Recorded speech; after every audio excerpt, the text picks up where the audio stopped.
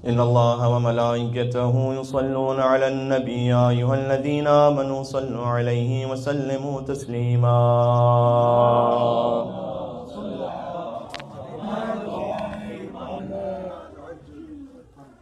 شب بدھ کی مناسبت سے دعائے توسل ہر معصوم کی ایک ایک حدیث کے ساتھ، اس لیے کہ امام معصوم نے بیان فرمایا ہے کہ لوگوں کی قدر و منزلت کو اس بات سے پہچانو کہ ہماری احادیث کو کتنا بیان کرتے ہیں۔ کلامکم نور، اہل بیت خود بھی نور ہے، ان کا کلام بھی نور ہے۔ اس نورانی کلام سے استفادے کے لیے مل کے اور صلوات بھیجیں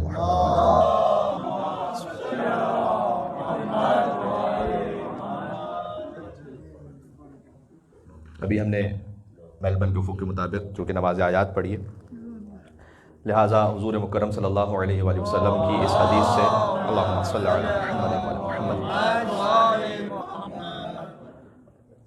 شروع کرتے ہیں احادیث کا سلسلہ۔ حضور نے فرمایا کہ سب سے پہلے جس نے میرے ساتھ نماز پڑھی وہ علی بن ابی طالب تھے۔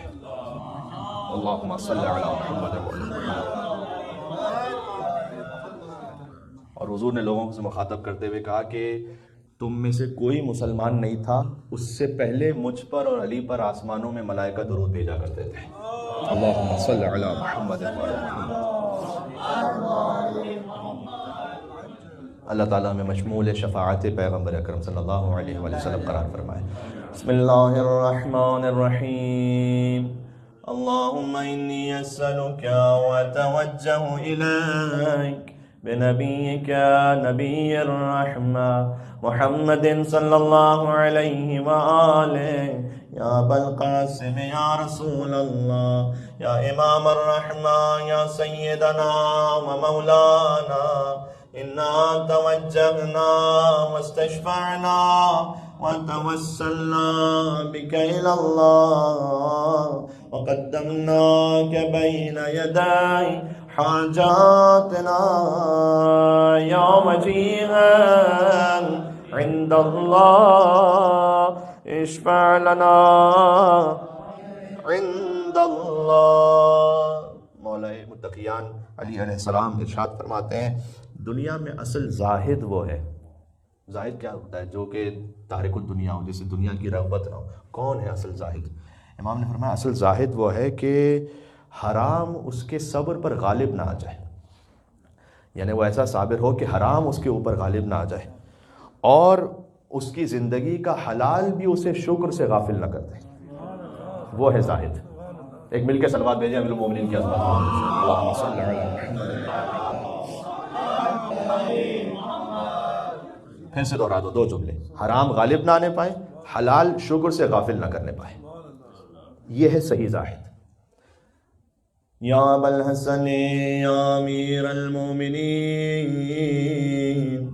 یا علی ابن ابی طالب یا حجت اللہ علی خلقہ یا سیدنا و مولانا، انا توجہنا واستشفعنا وتوسلنا بک الی اللہ وقدمناک بین یدی حاجاتنا یا وجیہا عند اللہ اشفع لنا عند اللہ۔ اب جانتے ہیں کہ ہماری کوشش ہوتی ہے کہ ان 14 احادیث میں اعتقادی، اخلاقی اور خانوادگی احادیث سب کو شامل کیا جائے تاکہ ہر پہلو سے زندگی میں ہدایت نصیب ہو سکے۔ امام حسن علیہ السلام کی آج جو حدیث آپ کے سامنے پیش کرنا چاہتا ہوں، امام نے فرمایا جو فجر کی نماز پڑھنے کے بعد طلوع آفتاب تک مصلی پر بیٹھا رہے، یہ بہت سے مومنین کی عادت ہوتی ہے، اس لیے کہ احادیث میں ہے اس بات کی طرف تاکید۔ جو نماز فجر کے بعد مصلی پر طلوع آفتاب تک بیٹھا رہے، اس کا یہ بیٹھنا اس کے اور آتش جہنم کے درمیان حجاب بن جائے گا۔ رزق کے لیے بھی اہم ترین وقت ہے، جو اس وقت اللہ سبحانہ وتعالیٰ کے ذکر میں مشغول ہو۔ اس حدیث میں تو ہے فقط بیٹھنا، یعنی اگر کوئی دعا نہ بھی پڑھ رہا ہو، فقط مصلی پہ بیٹھا رہے، آپ دعا پڑھتے پڑھتے خستہ بھی ہو گئے تو فجر کے بعد طلوع آفتاب تک، اب اگر کوئی یہ کہے کہ مثلا ہم پڑھتے ہی فجر کی نماز 5 منٹ پہلے طلوع آفتاب سے، تو آٹومیٹیکلی وہ بیٹھا رہے گا۔ بات یہ نہیں ہو رہی، وہ تو بائی ڈیفالٹ بیٹھا ہوا ہے، اس کی تو کوشش ہے کہ فجر پہلے ختم ہو جائے طلوع آفتاب سے۔ لیکن یہ کہ اگر فجر کی نماز انشاءاللہ کسی نے اول وقت میں پڑھی، افضل وقت میں، تو کوشش کریں کہ طلوع آفتاب تک بیٹھیں۔ تاکہ رزق کے دروازے اس وقت کھلے ہوتے ہیں احادیث کے مطابق، اور یہ بیٹھنا اس کے اور آتش جہنم کے درمیان حجاب بن جائے گا بنص حدیث امام حسن علیہ السلام۔ اللہ سبحانہ وتعالیٰ میں آتش جہنم سے محفوظ فرمائے انشاءاللہ۔ یا ابا محمد یا حسن ابن علی ایھا اچھا معذرت بالکل بی بی فاطمہ الزہرا سلام اللہ علیہا، اللہم صل علی محمد وعلی محمد۔ اللہ سبحانہ وتعالیٰ نے بی بی فرماتی ہے کہ ایمان کو اس لیے قرار دیا ہے تاکہ تمہیں شرک سے تطہیر کر دے وہ۔ پھر فرمایا نماز اس لیے واجب کی کہ تکبر ختم ہو جائے، زکوٰۃ اس لیے واجب کی کہ تمہارا نفس پاک ہو جائے اور مال اور رزق بڑھ جائے، روزہ اس لیے فرض کیا کہ نفس میں خلوص آ جائے، حج اس لیے واجب کیا کہ دین محکم ہو جائے۔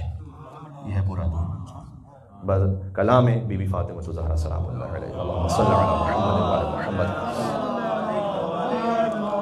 یا فاطمة الزہراء یا بنت محمد یا قرۃ عین الرسول یا سیدتنا و مولاتنا انا توجہنا واستشفعنا وتوسلنا بک الی اللہ وقدمناک بین یدی حاجاتنا یا وجیہۃ عند اللہ اشفعی لنا عند اللہ یا ابا محمد یا حسن ابن علی ایھا المجتبی یا ابن رسول اللہ یا حجت اللہ علی خلقہ یا سیدنا و مولانا انا توجہنا واستشفعنا وتوسلنا بک الی اللہ وقدمناک بین یدی حاجاتنا یا وجیہا عند اللہ اشفع لنا۔ سبحان اللہ۔ ابا عبداللہ الحسین علیہ السلام شاید فرماتے ہیں جو ہم سے محبت کرتا ہے اللہ کی خاطر، امام نے فرمایا کہ وہ اور ہم قیامت میں ایسے آئیں گے، پھر اپنی انگشت شہادت کو اس انگشت کے ساتھ ملا کر امام نے فرمایا وہ اور ہم قیامت میں ایسے آئیں گے جو ہم سے محبت اللہ کی خاطر کرتا ہے۔ اس کے بعد فرمایا جو ہم سے محبت دنیا کی خاطر کرتا ہے اسے بھی بہرحال ہماری محبت دنیا کی حد تک فائدہ پہنچائے گی، اس لیے کہ امام نے فرمایا کہ جب ہمارے قائم کا ظہور ہوگا تو وہ عدل و انصاف کو برپا کریں گے، تو وہ عدالت نیک لوگوں کے لیے بھی ہوگی اور فاسق و فاجر کے لیے بھی ہوگی، تو اس عدالت میں وہ شامل ہو جائے گا، اسے اس عدالت کا فائدہ پہنچے گا جو ہمارے قائم برپا کریں گے۔ لیکن جو محبت اللہ کی خاطر کرے گا وہ محشر میں ایسے آئے گا جیسے ہم اور وہ ایسے ہوں گے۔ یا ابا عبداللہ یا حسین ابن علی ایھا الشہید یا ابن رسول اللہ یا حجت اللہ علی خلقہ یا سیدنا و مولانا انا توجہنا واستشفعنا وتوسلنا بک الی اللہ وقدمناک بین یدی حاجاتنا یا وجیہا عند اللہ اشفع لنا عند اللہ۔ ماشاءاللہ۔ امام زین العابدین علی بن الحسین علیہ السلام ارشاد فرماتے ہیں انسان کی خوشبختی کی علامتوں میں سے ہے پہلا تو یہ کہ اس کا روزگار اس کے اپنے شہر میں ہوتا ہے، یہ اس کے لیے خوش نصیبی ہوتی ہے۔ دوسرا مولانا نے فرمایا اس کے دوست صالح ہوں، اگر کسی کو نیک اور صالح دوست مل جائے اس کی خوشبختی کی علامت ہے۔ پھر تیسرا فرمایا امام نے کہ اللہ اسے ایک ایسی اولاد عطا کر دے کہ جو اس کے کاموں میں اس کی مددگار بن جائے، تو مکمل خوشبختی حاصل ہو جاتی ہے۔ سبحان اللہ۔ اللہ تعالیٰ رزق میں وسعت بھی عطا فرمائے اور ہمیں اچھے دوست عطا فرمائے اور نیک اور صالح اولاد جو اللہ سبحانہ و تعالیٰ نے عطا فرمائی ہے ہمیں ہمارے لیے ذخیرہ آخرت قرار فرمائے انشاءاللہ۔ یا ابا الحسن یا علی ابن الحسین یا زین العابدین ایھا السجاد یا ابن رسول اللہ یا حجت اللہ علی خلقہ یا سیدنا و مولانا انا توجہنا واستشفعنا وتوسلنا بک الی اللہ وقدمناک بین یدی حاجاتنا یا وجیہا اشفع لنا عند اللہ۔ امام ابو جعفر محمد بن علی الباقر علیہ السلام ارشاد فرماتے ہیں سب سے زیادہ جلدی ثواب جس عبادت پر ملتا ہے اللہ کی طرف سے وہ رشتہ داروں کے ساتھ صلہ رحمی ہے، اس پر اللہ سب سے جلدی ثواب عطا فرماتا ہے۔ سبحان اللہ، اللہ تعالیٰ ہمیں صلہ رحم کرنے کی توفیق نصیب فرمائے۔ یا ابا جعفر یا محمد ابن علی ایھا الباقر یا ابن رسول اللہ یا حجت اللہ علی خلقہ یا سیدنا و مولانا انا توجہنا واستشفعنا وتوسلنا بک الی اللہ وقدمناک بین یدی حاجاتنا یا وجیہا عند اللہ اشفع لنا عند اللہ۔ مولا ابو عبداللہ جعفر بن محمد صادق علیہ السلام ارشاد فرماتے ہیں کہ جو قرآن پڑھے تو اللہ سبحانہ وتعالیٰ اسے قرآن کے ذریعے سے سب سے بے نیاز کر دے گا۔ امام نے فرمایا کہ جو قرآن سے بھی بے نیاز نہ ہو سکے پھر اسے دنیا کی کوئی اور شے بے نیاز نہیں کر سکتے۔ جسے قرآن بھی دوسروں سے بے نیاز نہ کر سکے، قرآن جہاں آ جائے قرآن ساتھ میں اہل بیت سمجھ لیجیے۔ جب قرآن و اہل بیت کے ذریعے سے کوئی بے نیاز نہ ہو سکے تو پھر دنیا کی کوئی چیز کو بے نیاز نہیں کر سکتی، وہ ہر وقت کہیں نہ کہیں کسی اور کی لالچ میں رہے گا۔ یا ابا عبداللہ یا جعفر ابن محمد ایھا الصادق یا ابن رسول اللہ یا حجت اللہ علی خلقہ یا سیدنا و مولانا انا توجہنا واستشفعنا وتوسلنا بک الی اللہ وقدمناک بین یدی حاجاتنا یا وجیہا عند اللہ اشفع لنا عند اللہ۔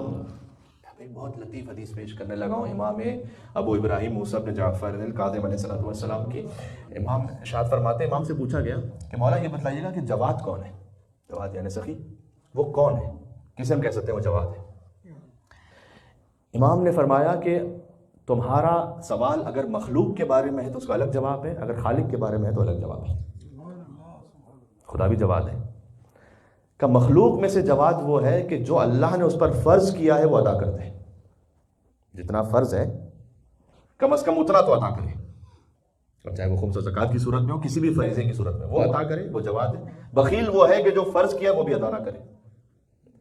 اس کے بعد امام نے فرمایا کہ اگر تمہارا سوال خالق کے بارے میں تو خالق ہر صورت میں جواد ہے، عطا کرے تب بھی جواد ہے، عطا نہ کرے تب بھی جواد ہے۔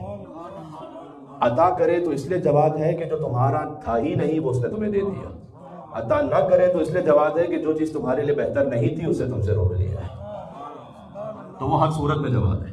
عطا کرے تب بھی جواد، من کرے تب بھی جواد ہے۔ سبحان اللہ۔ یا ابا ابراہیم و یا ابا الحسن یا موسیٰ بن جعفر الکاظم ایھا الکاظم یا ابن رسول اللہ یا حجت اللہ علی خلقہ یا سیدنا و مولانا انا توجہنا واستشفعنا وتوسلنا بک الی اللہ وقدمناک بین یدی حاجاتنا یا وجیہا عند اللہ اشفع لنا عند اللہ۔ شہنشاہ خراسان امام علی بن موسیٰ رضا علیہ السلام ارشاد فرماتے ہیں ایک مومن کا دوسرے مومن پر کیا حق ہے؟ امام نے چند حق بتائے، ذرا سماعت فرمائے گا۔ امام نے کہا ایک مومن کا دوسرے مومن پر حق یہ ہے کہ سب سے پہلے تو اپنے دل میں اس کے لیے محبت رکھے، اپنے مال سے اس کی مدد کرے، اگر اس پر کوئی ظلم کرے تو اس کی جا کے مدد کرے،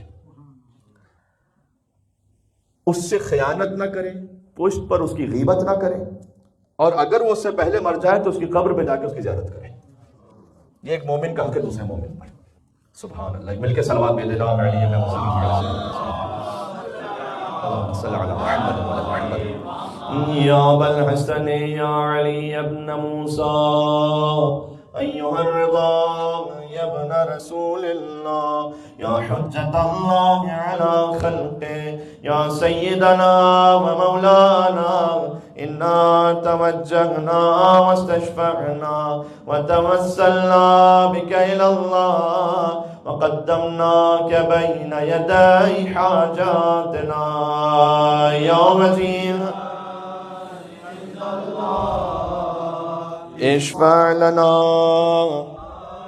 عند اللہ. یہ آپ مومنین ایک جگہ یکجا ہیں. اب اس یکجا ہونے کے لیے حدیث سن لیجیے گا. مومنین کی ایک جگہ مل کر بیٹھنا. امام جواد علیہ السلام ارشاد فرماتے ہیں. امام جواد بھی ہر صورت میں جواد ہے کیونکہ اللہ کے نمائندے ہیں. جیسے خالق ہمیشہ ہی جواد ہے تو حجت خدا بھی ہمیشہ جواد ہے.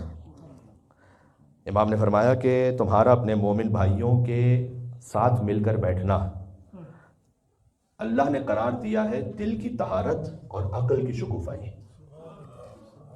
یعنی تم مومنین کے ساتھ مل کر بیٹھو گے، دل پاک ہوگا، عقل میں اضافہ ہوگا. وہ عقل جو تمہیں اللہ تک پہنچائے، عقل کی ڈیفینیشن جو شریعت میں ہے، اور تمہیں جنت کو حاصل کرنے میں مددگار ہو. یہ ہے عقل کی تعریف. پھر امام نے فرمایا اگرچہ کہ کم وقت کے لیے بیٹھنا ہو پھر بھی اللہ تعالیٰ اس میں برکت رکھے گا کہ تمہارا دل صاف ہو جائے گا اور عقل میں اضافہ کر دے گا اللہ. سبحان اللہ. یا ابا جعفر یا محمد ابن علی ایھا التقی الجواد یا ابن رسول اللہ یا حجت اللہ علی خلقہ یا سیدنا و مولانا انا توجہنا واستشفعنا وتوسلنا بك إلى الله وقدمناك بين يدي حاجاتنا يا وجيها عند الله اشفع لنا عند الله. امام علی النقی علیہ السلام ارشاد فرماتے ہیں، اور یہ وہ امام کی حدیث پیش کر رہا ہوں کہ جو ہمارے بزرگ بھی بڑی نصیحت کرتے ہیں، اور وہ نصیحت در حقیقت حدیث امام ہے. امام نے فرمایا کسی کام کے محکم ہونے سے پہلے اسے دوسروں کو بیان کر دینا کام کو فاسد کر دیتا ہے. یعنی ابھی ایک کام، ایک مرحلہ، کوئی اہم بات ہے آپ کی زندگی میں، وہ ابھی تک جب تک پورے مرحلے پہ نہ پہنچی، یعنی وہ ابھی تک کنورٹ نہ ہوئی ہو پوری صحیح طریقے سے، اس سے پہلے اسے سب کو بیان کرتے پھرنا وہ کام کو فاسد کر دے گا.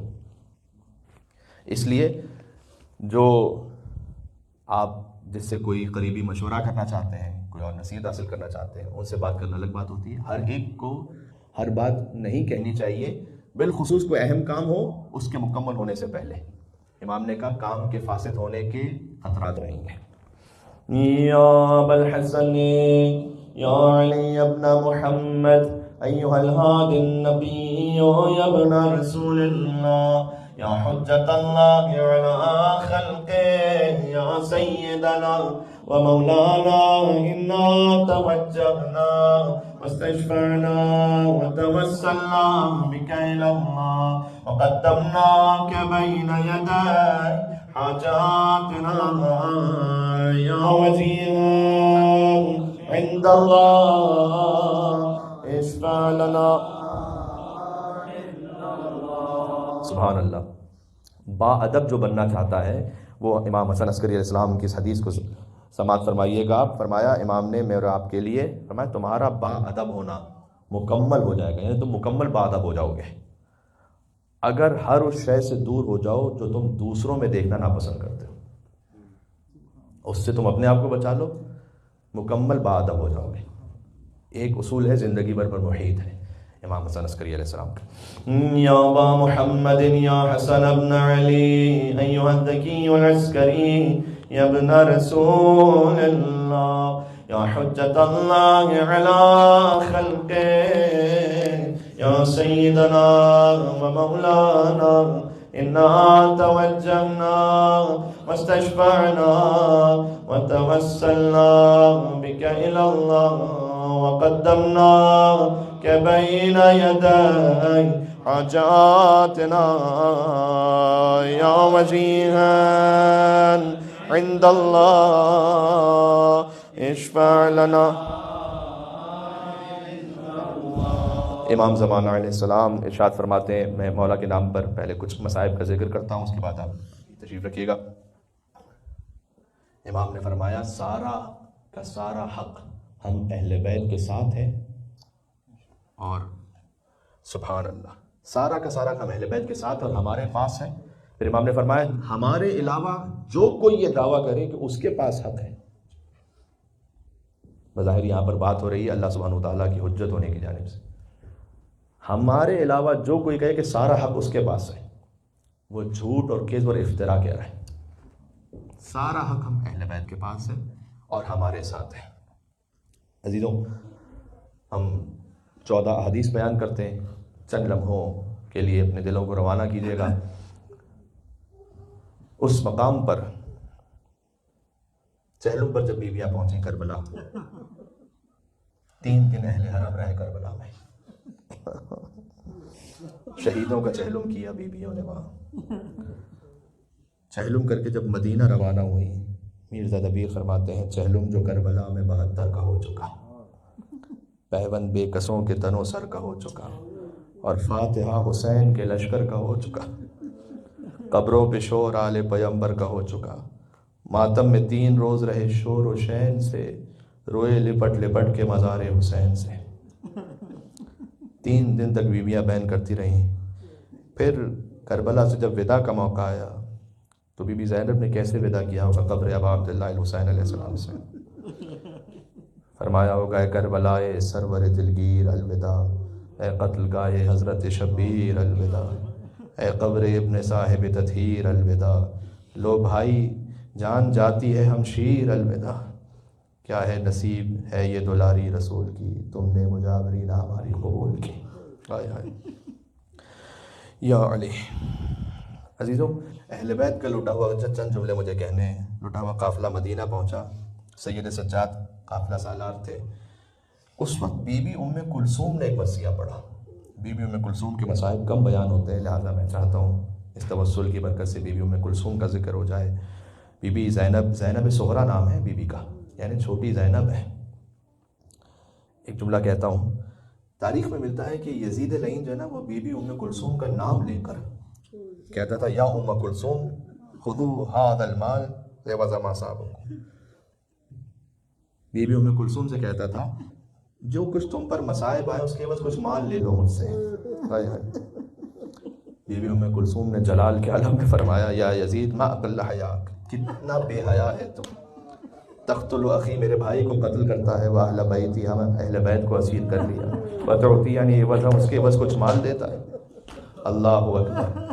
اچھا بی بی ام کلثوم کا جلال تو اس وقت. تو جب بی بی ام کلثوم مدینہ پہنچی تو بی بی نے مدینہ کو دیکھ کر ایک نوحہ پڑھا تھا، مدینہ جدنا لا تخبزینا فبالحسرات والاحزان جئنا.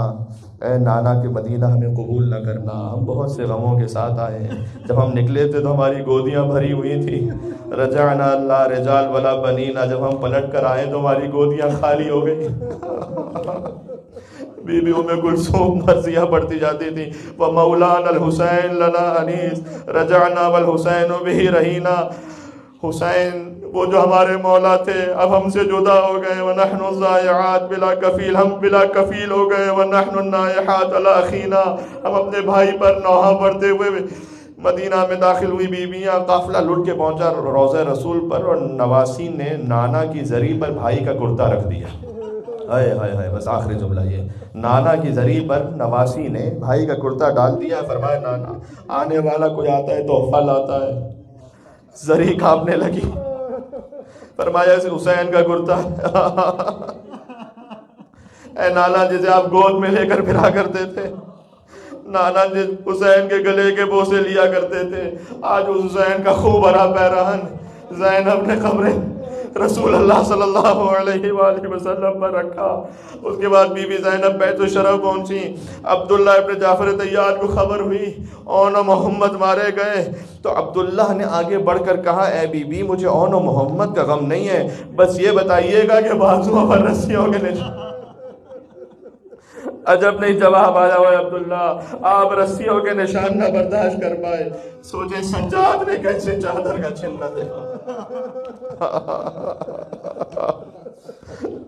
سوچئے سجاد نے کیسے تازیانوں کا لگنا دیکھا ہو.